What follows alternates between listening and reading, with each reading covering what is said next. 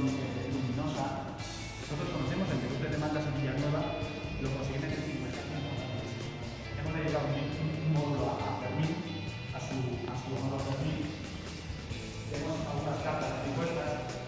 ¿Qué pasa? Por el premio de tecnología, o cualquier cosa que venga a la sala, ya se interrumpía a todos, ¿no? Y en estas cartas tienen que ser final balneario, de vacaciones, es decir, pero unas vacaciones de cierto institucional, de ministerio, común, no,